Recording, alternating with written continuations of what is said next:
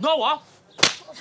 Larry, what the hell are you doing? Larry! Larry, you can't just... Oh, Larry! Oh, are you all right? How did...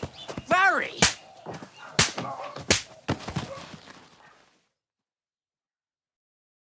If you have ever watched the X-Men movies, even the bad ones, or read the Fantastic Four comics, you might already have an idea about how powerful mutants can be. Some have really lame powers, others have great gifts, but the very few have the capability to reality warp on such a high level that it essentially places them really high up on the food chain. One such being is Clyde, and no, hold up, not that Clyde. Clyde Wyncham, the being who later became the Marquis of Death. Oh, spoiler alert, well, I mean, not really if you haven't kept up with the manga. That is kind of like a personal problem. I mean, the Marquis of Death, you guys have been asking me to cover him for quite a while now, and I can see why. For those that have read about this character before, you already know what's up. Like, you are woke, you already know what this guy is capable of. But if you have never heard about him before, well, you're gonna be like, that is crazy overpowered, please nerf. Whether or not you've been here before, welcome. In this video, I'm gonna be going over feats, scaling, statements, and basically any information that I have access to determine where the Marquis of Death ranks amongst the Marvel Multiverse. Before we begin this video, I would like to give a huge thanks to Skillshare for sponsoring this video. Now hold up, you might be like, oh, it's another generic ad, I'm just gonna skip this, but no, trust me. This is actually really beneficial to everyone who watches this video. The objective in this channel has always been to help you guys understand more about fictional characters and fictional universes, but I think that this help can extend to real life topics, and that is where Skillshare comes in. Skillshare is a massive online community that has a plethora of subjects that will help you in some way or another. So for example, common interest, or even skill learning, or even things that will help you advance in your career. So, say you want to learn a new language or improve upon in mathematics or science or even history, or it can also extend into drawing or designing or even music making. I myself was checking out classes that have to deal with art and music because I really enjoy that, and there's a lot of content out there that you will never really be bored with it. Because I really enjoy art, I was looking into this class called Illustrating with Ink, and I thought it was really interesting, a lot of cool techniques and tricks. And I'm not a pro or anything, but the whole point is to learn something new and get better at it over time. Typically, you would need to buy a subscription, but I mean, well, screw that, you know, who wants to do that? Just go ahead and plug in my link below to get a 2-month free trial to get unlimited access to everything and anything on the site. Skillshare is also really affordable, being only $10 a month for a yearly subscription. So, if you are interested, then I would highly recommend checking out Skillshare. They got a lot of great stuff on there. But anyways, let's get into the video. Don't forget to use my link, by the way. Alright, let's get into it. Clyde's story is told to us in Mark Millar's 1985 comic book series, which encases an universe where there are no superheroes, there are no supervillains, no superpowers, and basically everyone is normal, except for Clyde. Clyde seemed to be like any regular teenager until he realized that he unknowingly had powers because he hypnotized a lot of people without knowing it, and it wasn't so bad until you realized that one of those people was his dead father. Naturally, this would freak anyone the hell out, and his mom was telling him, yo, what's going on, this is really sketchy, and she was freaking out so much that she went all JoJo abuse mode on Clyde and hit him really hard in the head, which gave him permanent brain damage, and on top of that, he was sent to a mental asylum. So it really be like that sometimes. As a result, Clyde was in this mental asylum for many years, and it didn't seem to be that much of a big deal to him until people sold his comic book collection because, I mean, they're like, oh, this house is abandoned, he doesn't sell this, okay? Which obviously made him really angry, and he basically brought in a bunch of Marvel villains into his own universe to essentially slaughter everyone in the town. So yeah, this guy is crazy, but keep in mind, he is brain damaged. At first, it didn't seem to be that much of a big deal. I mean, he's bringing in characters that are really fodder like Spider-Man or the Vulture or Rhino or the Hulk, but he, down the line, brought in Galactus of all people to do his bidding. You know, Galactus, the giant purple man, and I'm trying to do a Leaf impression there, the giant purple man who can wipe out galaxies and entire multiverses with ease. Yeah, that Galactus was submitting to Clyde. Now some people might think, oh, like Galactus eats planets, therefore he is planetary. Well, that is not the case, because even while being on the verge of death, like Galactus is like one shot in Call of Duty, or he's no shield in Halo, right? He's about to die. He was able to destroy multiple star systems and wipe out an entire galaxy clean. Meanwhile, when he is decently fed, he is able to really easily destroy multiple galaxies, if not in danger to wipe out the entire Marvel universe, which is actually like its own multiverse because it has multiple realms and other dimensions and universes within it. And to avoid going on a long tangent, I'm gonna go ahead and explain these other feats down the line in the video, but just know that normal Galactus is at least low to mid multiversal, and Clyde was able to make him subservient to him. It even says on the panel that Galactus bowed his head and did as he was told. Now, do keep this in mind that Clyde did this while he had heavy brain damage, and he also barely had any experience to begin with. Now just imagine what would happen if he was mentally stable and had millions if not billions of years of experience. Well, luckily we don't have to wonder, because that is exactly what the Marquis of Death actually is. Now we get to the Fantastic Four issues, which is where we learn that Dr. Doom is the apprentice to the Marquis of Death. We also learn that the Marquis of Death has been going from universe to universe alongside a mysterious figure to essentially like defeat every single hero or villain who wanted to try to stop him in his conquest for basically everything in the multiverse. And if you analyze the Marquis of Death, he barely looks human. He doesn't even look like Clyde anymore. He looks like an alien cryptic figure, and it is supposed to represent that he has transcended the human shell that was Clyde. I'm not gonna go over the whole plot detail, but Dr. Doom meets up with the Marquis of Death and he's like, hey master, like what are we gonna do? And he sees that he has another apprentice who was actually Hit's clone the entire time. You know, the one that was actually defeated by Jiren? That's the apprentice, okay? That's where he went. But no, actually you should read it if you want to know who it was. It's actually pretty cool. But what happens is that the Marquis of Death is like really disappointed in Doom. He's like, you've gotten your ass kicked so many times, you reek of failure. And he is just absolutely befuddled that he is his apprentice when he's, you know, not done much. And Doom is like, why are you gonna talk to me like that? And so he fights off against the Marquis of Death and the apprentice, and it says that this battle lasted 6 weeks and that a bunch of people died. A bunch of heroes died, but eventually Dr. Doom won in the end, and he married an invisible woman, and he's apparently buddies with, you know, the Thing, right? And subsequently, 5 years pass, okay? They defeat the Marquis of Death. But what actually happens is that, oh my god, the Marquis of Death basically did an infinite Tsukiyomi on Dr. Doom, and he sees him come back and he's like, what? But we killed you 5 years ago. And Marquis is like, nah bro, it hasn't even been 5 seconds, what are you talking about? And then he comes back to reality and he's still back to where he was before the battle was even taking place.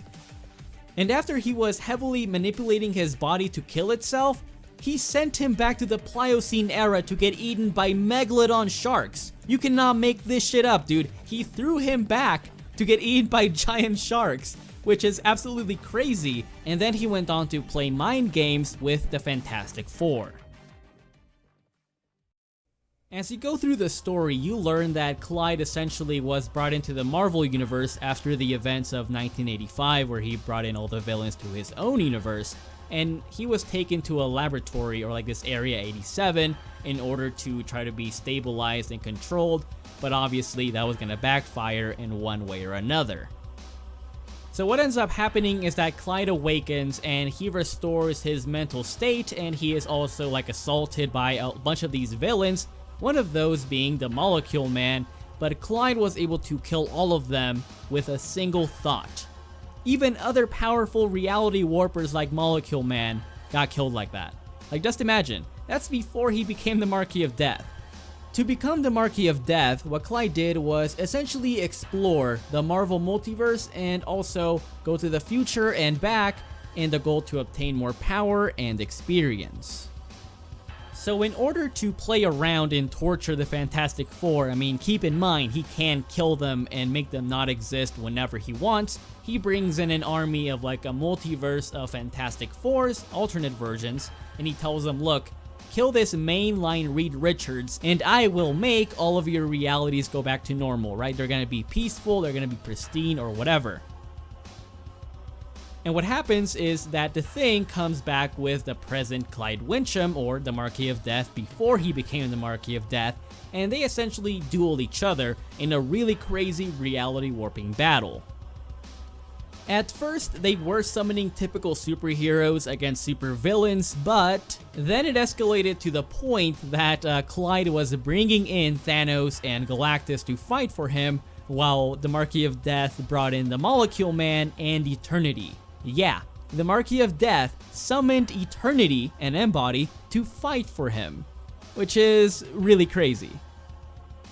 The Marquis of Death did obviously win in the end. I mean, he defeated his present self. However, this did leave him weakened and basically open to lose to some plot-induced stupidity. Now you might be asking yourself, if the Marquis of Death is so powerful, how was he defeated? Well, I actually have a couple of theories. 1, plot. 2, plot. And 3, plot.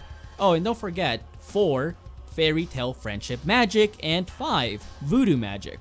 That is really the only way that you can explain as to how this character would lose to something so stupid. As I mentioned, the Marquis of Death was weakened even though he fought his vastly less experienced self, but you know what? I'm not even gonna criticize it. It is just Marvel writing being flawless as always.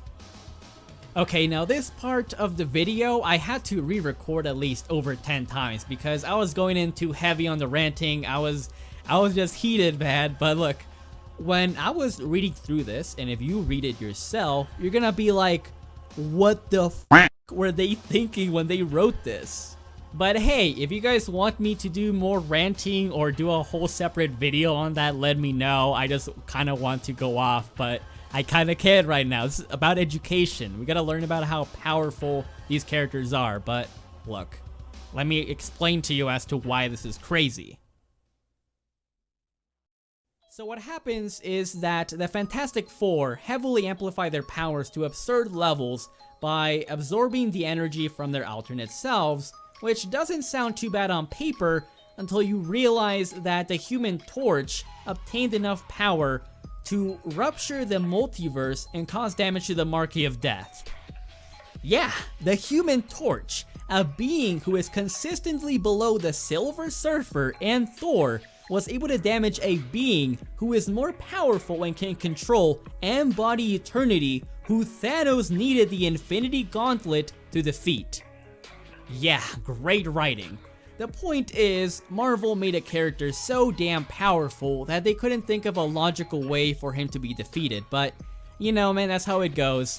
Now let's get into how powerful the Marquis of Death really is, and if he is the most powerful mutant. The regular Clyde Wyncham, the human-looking one, not the really strange-looking Marquis of Death, should at least be low to mid multiversal, because I mean, he did defeat the Molecule Man and also made Galactus his herald. Normal Galactus is comparable if not more powerful than Odin, who is able to nullify a fire that was gonna wipe out the World Tree, which has 9 realms that have been stated multiple times to be full-fledged universes. There are a couple more feats on this level from Odin and Galactus and Mephisto, characters on that caliber, but you know, there's just way too many to cover, so just check out the description if you want to read up on it. But yeah, I mean, Clyde Wyncham should easily be on that level, if not higher, because he was able to contend with his much older self, being the Marquis of Death.